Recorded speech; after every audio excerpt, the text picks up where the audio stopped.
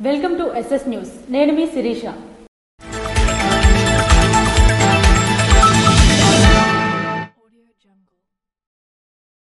Rural మండలంలోని సానివాడలో magic train కార్యక్రమాన్ని MLA Gondi Shankar ప్రారంభించారు. కూటమి ప్రభుత్వం అధికారంలోకి వచ్చిన తరువాత వ్యవసాయానికి అన్ని విధాలుగా సాయం అందిస్తూ రైతులకు అండగా ఉన్నామని శ్రీకాకుళం శాసనసభ్యులు గొండిశంకర్ అన్నారు. రూరల్ మండలంలోని సానివాడలో మ్యాజిక్ ట్రైన్ రన్ కార్యక్రమాన్ని సోమవారం ఆయన ప్రారంభించారు. ఈ సందర్భంగా ఆయన మాట్లాడుతూ కేంద్ర రాష్ట్ర ప్రభుత్వాల సహకారంతో ఇంకుడు గొయ్యల మాదిరిగా మ్యాజిక్ ట్రైన్ ను ప్రారంభించారు. రైతులకు కావలసిన వ్యవసాయ పనిముట్లను సబ్సిడీపై అందజేయడం జరుగుతుందని వివరించారు. అందులో భాగంగానే 10 లక్షల రూపాయలు విలువ చేసే డ్రోన్లను సబ్సిడీపై 2 లక్షలకు అందిస్తున్నామని అన్నారు. ఇప్పటికే రూరల్ మండలంలోని కిష్టప్పపేట, తండెం వలస, సానివాడ ప్రాంతాల్లో 3 డ్రోన్లను అందజేయడం జరిగిందని వివరించారు. డ్వాక్రా సంఘాల మహిళలకు డ్రోన్లను అందిస్తున్నామని, ఆసక్తి ఉన్న యువత కూడా డ్రోన్లను సబ్సిడీపై పొందవచ్చని అన్నారు. అలాగే మినీ ట్రాక్టర్లను, ఇతర వ్యవసాయ పనిముట్లను సబ్సిడీపై అందిస్తున్నట్లు పేర్కొన్నారు. యూరియాపై వైసీపీ నాయకులు అర్ధరహితమైన వ్యాఖ్యలు చేస్తున్నారని విమర్శించారు. అనంతరం అర్హులైన లబ్ధిదారులకు పింఛన్లను పంపిణీ చేశారు. ఈ కార్యక్రమంలో మండలాధికారులు, టీడీపీ నాయకులు, కార్యకర్తలు, గ్రామస్తులు అధిక సంఖ్యలో పాల్గొన్నారు. వైఎస్ రాజశేఖర రెడ్డి వర్ధంతి సందర్భంగా ఆయన విగ్రహం వద్ద ధర్మాన కృష్ణదాస్ ఘన నివాళులర్పించారు. మంగళవారం శ్రీకాకుళం వైఎస్ఆర్ కూడలి మాజీ మంత్రి ధర్మాన నివాసం నరసన్నపేటలో నిర్వహించిన వైఎస్ఆర్ వర్ధంతి కార్యక్రమాల్లో మాజీ డిప్యూటీ సీఎం ధర్మాన కృష్ణదాస్ పాల్గొన్నారు. ఈ సందర్భంగా ఆయన మాట్లాడుతూ వైఎస్ఆర్సీపీ శ్రేణులు పెద్ద ఎత్తున హాజరైనందుకు హర్షం వ్యక్తం చేశారు. మాజీ సీఎం వైఎస్ రాజశేఖర రెడ్డి పేదల కోసం ఎన్నో సంక్షేమ పథకాలు ప్రవేశపెట్టారని గుర్తు చేశారు. ఆరోగ్యశ్రీ 104, 198 వంటి ప్రాణరక్షక పథకాలతో పాటు ఫీజు రియంబర్స్మెంట్ ద్వారా పేద విద్యార్థులకు ఉన్నత విద్యలో అవకాశాలు కల్పించారని, రైతులకు ఉచిత విద్యుత్, పేదలకు ఇంద్రమ్మ ఇల్లు, వ్యవసాయం అభివృద్ధి కోసం జలయజ్ఞం ద్వారా 82 నీటిపారుదల ప్రాజెక్టులను ప్రారంభించి అపర భగీరథుడుగా నిలిచారని అన్నారు. అలాగే ఉద్యోగుల వేతనాల పెంపు, వృద్ధులకు పింఛన్ల పెంపు చేసి విలువలతో కూడిన సంక్షేమ పాలన అందించారని పేర్కొన్నారు. నేడు ప్రతి వీధిలో ఒక ఎన్ఆర్ఐ, ప్రతి పేదవాడి ఇంట్లో ఒక సాఫ్ట్వేర్ ఉద్యోగి ఉన్నాడంటే అది వైఎస్ దూరదృష్టి, దార్శనికత వల్లే సాధ్యమైందని ధర్మాన కృష్ణదాస్ అన్నారు. రైతులకు ఎరువులు, విత్తనాలు సబ్సిడీతో అందించి గిట్టుబాటు ధరలు కల్పించి వ్యవసాయాన్ని పండగ చేసిన వ్యక్తి వైఎస్ఆర్ అని కొనియాడారు. రైతు పక్షపాతిగా, మాట తప్పిన నేతగా నిలిచిన వైఎస్ఆర్ చూపిన బాటలో ఆయన కుమారుడు రాష్ట్ర ముఖ్యమంత్రి వైఎస్ జగన్మోహన్ రెడ్డి నడుస్తూ తండ్రి ఆశయాలను ఆచరణలో పెడుతున్నారన్నారు. అలాంటి మహానేతకు మనమందరం భక్తిపూర్వక నివాళులర్పిద్దామని ధర్మాన కృష్ణదాస్ అన్నారు. ఈ కార్యక్రమంలో మాజీ మంత్రి ధర్మాన ప్రసాద్, యువ నాయకులు ధర్మాన కృష్ణ చైతన్య, ధర్మాన రామ్మోహన్ నాయుడుతో పాటు వైఎస్ఆర్ పార్టీ శ్రేణులు అధిక సంఖ్యలో పాల్గొన్నారు. 30 ఏళ్ల అభివృద్ధి ప్రయాణం సుపరిపాలనకు ప్రతీక నారా చంద్రబాబు నాయుడని ఎమ్మెల్యే గొండిశంకర్ అన్నారు. తెలుగుదేశం పార్టీ జాతీయ అధ్యక్షులు, ఆంధ్రప్రదేశ్ ముఖ్యమంత్రి నారా చంద్రబాబు నాయుడు సీఎంగా తొలిసారి బాధ్యతలు చేపట్టిన నాటి నుండి నేటికి 30 సంవత్సరాలు పూర్తయిన ఈ విశిష్ట సందర్భంలో శ్రీకాకుళం శాసనసభ్యులు గొండిశంకర్ హృదయపూర్వక శుభాకాంక్షలు తెలియజేశారు. ఈ మేరకు సోమవారం ఆయన మీడియాతో మాట్లాడారు. తెలుగు రాష్ట్రాల రాజకీయ చరిత్రలో ఆధునికతకు నాంది పలికిన దూరదృష్టి నాయకుడు చంద్రబాబు నాయుడని అన్నారు. సాంకేతికత, సమాచార విప్లవం ప్రపంచ దృష్టిలో ఆంధ్రప్రదేశ్ కి ప్రత్యేక గుర్తింపు తెచ్చిన మహానేతని కొనియాడారు. నారా చంద్రబాబు నాయుడు గారు 1995 నవంబర్ 1వ తారీఖున మొట్టమొదటిసారిగా ముఖ్యమంత్రిగా సెప్టెంబర్ 1వ తారీఖున బాధ్యతలు చేపట్టారు. అంటే మళ్ళీ అప్పటి నుండి ఇప్పటి వరకు ఆయన ముఖ్యమంత్రిగా బాధ్యతలు చేపట్టి ఈ రోజుకి కరెక్ట్ 30 సంవత్సరాలు అయింది. ఈ 30 సంవత్సరాల్లో 4 సార్లు ముఖ్యమంత్రిగా అయ్యారు. రాష్ట్రంలో ఏ ఒక్కడికి దక్కనటువంటి గౌరవం ఇది.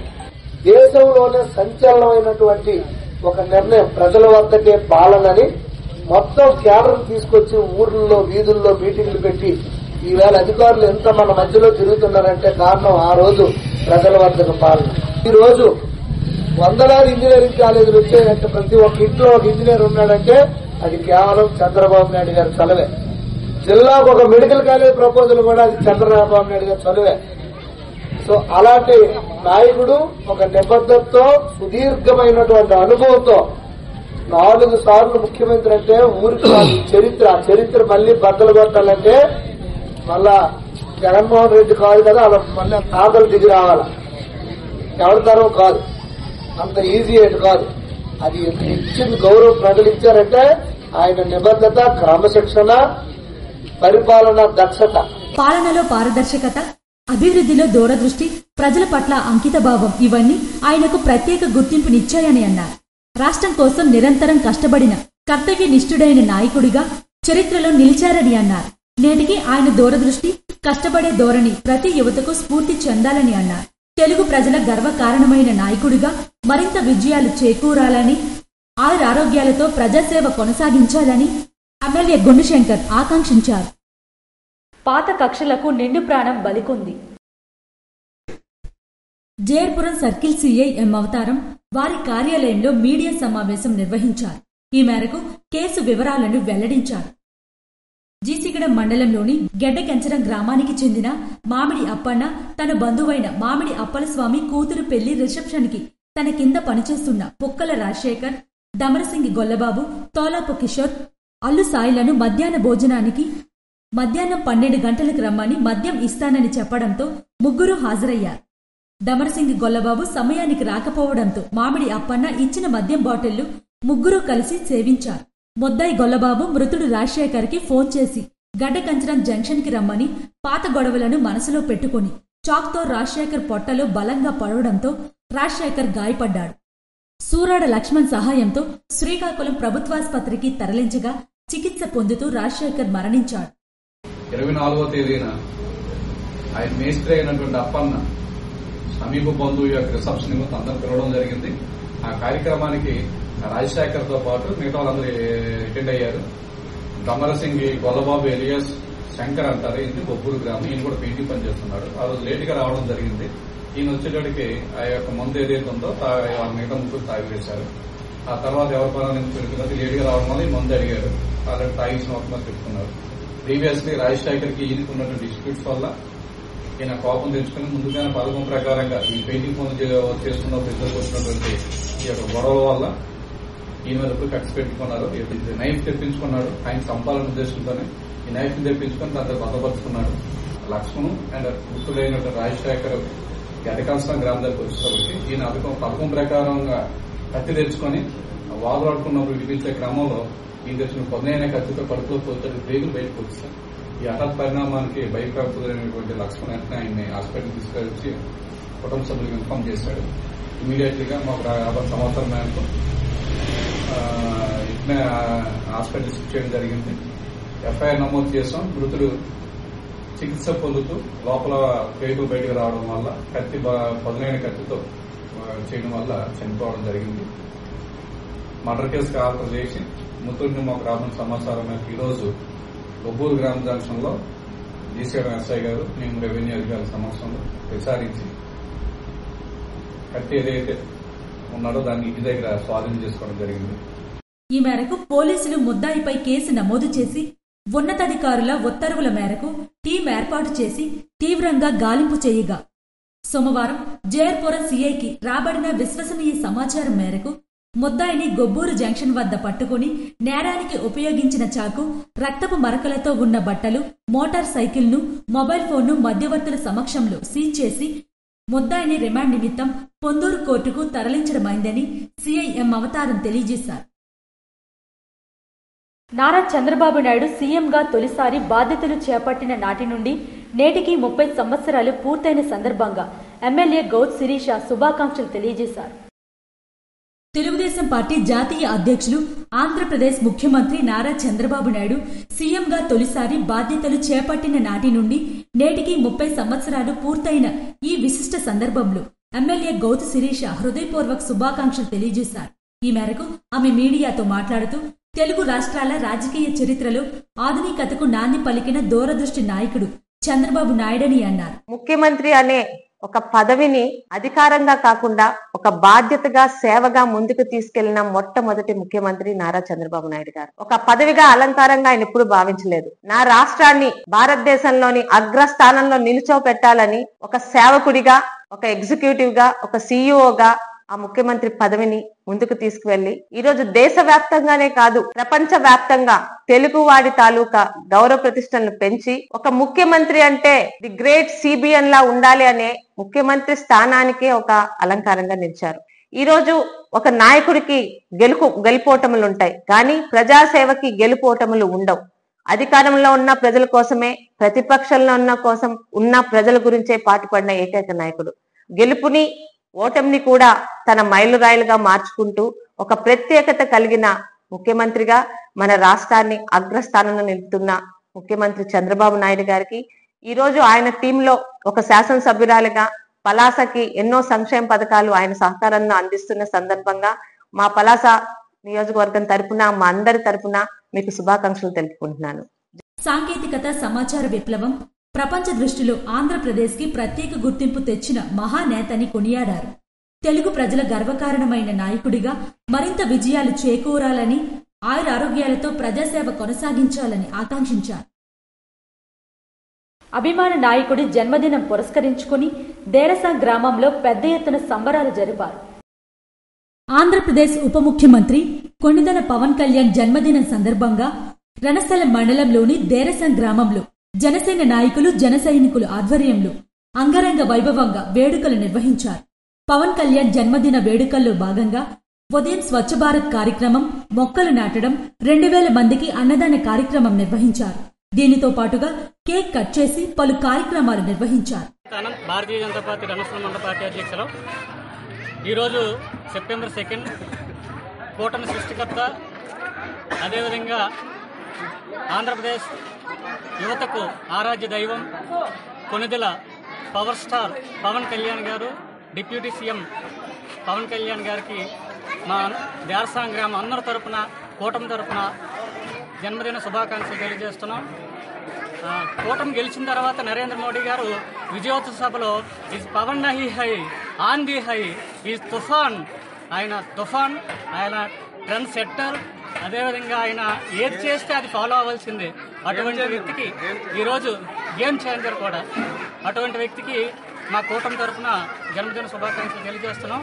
ఈ కార్యక్రమంలో జిల్లా నాయకులు, మండల నాయకులు, జన సైనికులు మరియు దేరసాం యూత్ సభ్యులు పెద్ద ఎత్తున పాల్గొన్నారు. రైతులు వ్యవసాయంలో ఆధునిక టెక్నాలజీ వినియోగించాలని ఎమ్మెల్యే నడుకుదుటి ఈశ్వర్రావు పిలుపునిచ్చారు. ఎచ్చెర్ల మండలం ఇబ్రహీంబాద్లోని భాగ్యలక్ష్మి సంఘం వారి సబ్సిడీపై రాష్ట్ర వ్యవసాయ శాఖ అందించిన ఎఫ్ఎంబి కిసాన్ డ్రోన్ యూనిట్ ను ఎచ్చెర్ల శాసనసభ్యులు నడుకుదుటి ఈశ్వర్రావు పంపిణీ చేశారు. ఈ సందర్భంగా ఆయన మాట్లాడుతూ డ్రోన్ వినియోగం ద్వారా రైతులు తక్కువ ఖర్చుతో ఎక్కువ ఉత్పాదకత సాధించవచ్చని, ప్రభుత్వం రైతుల కోసం అనేక ఆధునిక పథకాలు అమలు చేస్తుందని అన్నారు. ఈ కార్యక్రమంలో సంపతరావు నాగేశ్వరరావు, సనపల రామారావు, పిన్నిటి వెంకట బానోజీ నాయుడు, ఎంపీటీసీ వెంకటరమణ, వావిలపల్లి రామస్వామి, వ్యవసాయ శాఖ ఏడీ, ఏఈ తదితరులు పాల్గొన్నారు. క్రీడలతో గుర్తింపుతో పాటు ఉజ్వల భవిష్యత్తు ఉంటుందని శ్రీకాకుళం శాసనసభ్యులు గుండెశంకర్ అన్నారు. క్రీడలతో గుర్తింపుతో పాటు ఉజ్వల భవిష్యత్తు ఉంటుందని శ్రీకాకుళం శాసనసభ్యులు గుండెశంకర్ అన్నారు. ప్రకాశం జిల్లా చేవూరు మండలం శ్రీ రామదూత ఆశ్రమం నందు గత 3 రోజుల పాటు జరిగిన రాష్ట్ర స్థాయి బాల్ బ్యాడ్మింటన్ పోటీల్లో శ్రీకాకుళం జిల్లా క్రీడాకారులు సబ్ జూనియర్ బాల బాలికల విభాగంలో ద్వితీయ స్థానం, సీనియర్ మహిళా విభాగంలో తృతీయ స్థానం సాధించాయి. ఈ పోటీల్లో శ్రీకాకుళం గ్రామీణ మండలం సానివాడ గ్రామానికి చెందిన చల్ల శ్రావణి, బెండు జోష్న ద్వితీయ స్థానం సాధించడంతో పాటు జాతీయ స్థాయి సబ్ జూనియర్ బాల్ బ్యాడ్మింటన్ పోటీలకు ఎంపికయ్యారు. గొండు ప్రమీల మహిళా విభాగంలో తృతీయ స్థానం సాధించింది. ఈ సందర్భంగా క్రీడాకారులను సోమవారం సానివాడ గ్రామంలో అభినందించి ప్రశంసా పత్రాలు, బహుమతులను ఎమ్మెల్యే గుండెశంకర్ అందజేశారు. జాతీయ స్థాయి పోటీల్లో రాణించాలని అభిలాష. ఆర్జేఆర్ హెర్బల్ హాస్పిటల్స్ 100వ బ్రాంచ్ ప్రారంభోత్సవం సందర్భంగా డాక్టర్ కన్సల్టేషన్ పూర్తిగా ఉచితం మరియు అన్ని మందులపై 30% తగ్గింపుతో ఇవ్వబడును. RJR Herbal Hospitals, House number 1-31, Babaji Nagar, Balaga, Palakonda Road, Hospital Junction దగ్గర శ్రీకాకుళం.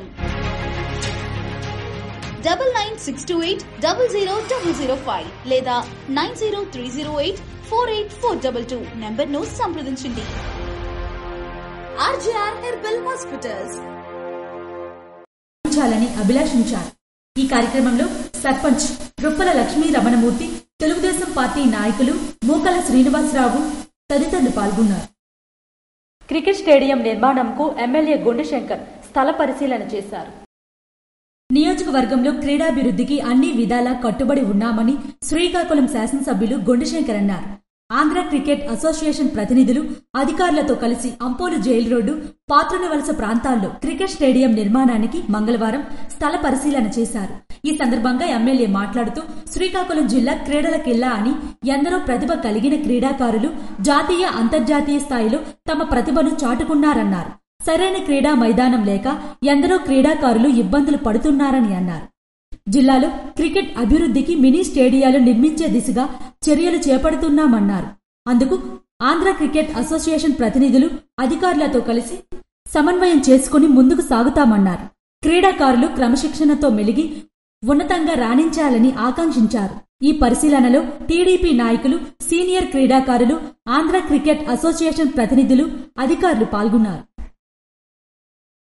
ఇవి ఈనాటి వార్తలు. మరిన్ని వార్తలతో మళ్ళీ కలుద్దాం. చూస్తూనే ఉండండి SS న్యూస్.